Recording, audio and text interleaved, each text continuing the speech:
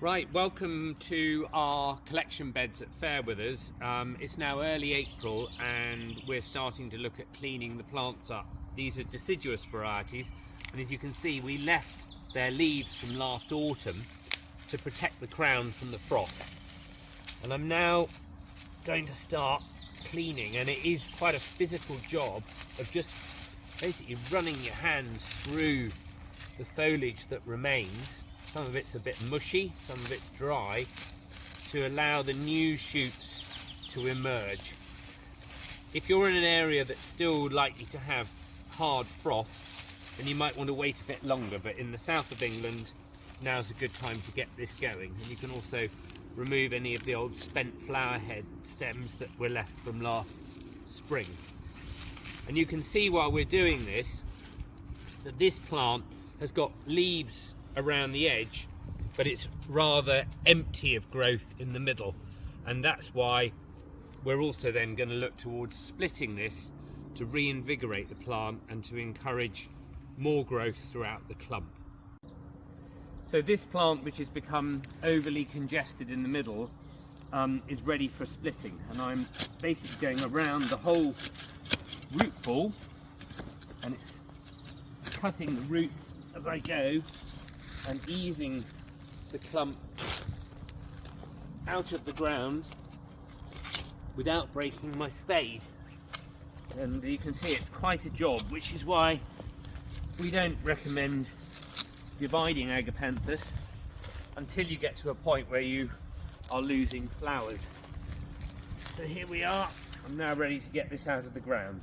So I've got such a large root ball here that I can't lift it on my own, so I've now started chopping the root ball in half, and unfortunately it's pretty hard avoiding doing some damage to the shoots, but it's really going to be the only way that I'm going to be able to get a piece out. So you can see here in the middle how congested this is with old roots and rhizomes and very little green shoots. So I'm now going to cut this down so I can replant the bits that are showing more vigour than the others. And that again is just an exercise in chopping. Now you can be kinder and use a fork on plants that are less congested than this. But for a plant of this age, and this is about 7 years old, it's pretty hard to get through it with a fork. So I'm going to replant this piece, but before I replant it, I'm going to leave this wound to heal overnight. Much like a cut on your skin, it stops the rhizome bleeding, and it reduces the risk of the piece you're putting back in the ground rotting.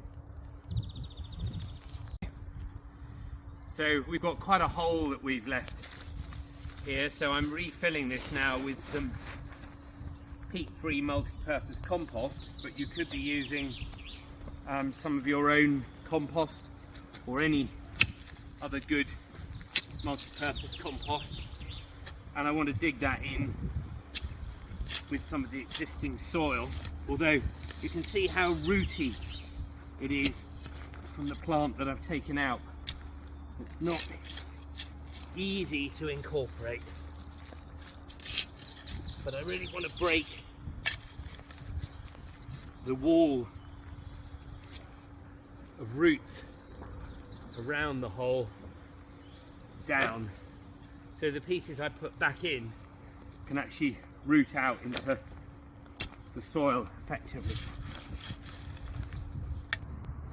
Okay, so here's a piece which is just 1/3 of that clump, and you can see I've got 3 pieces here and the other half is still there.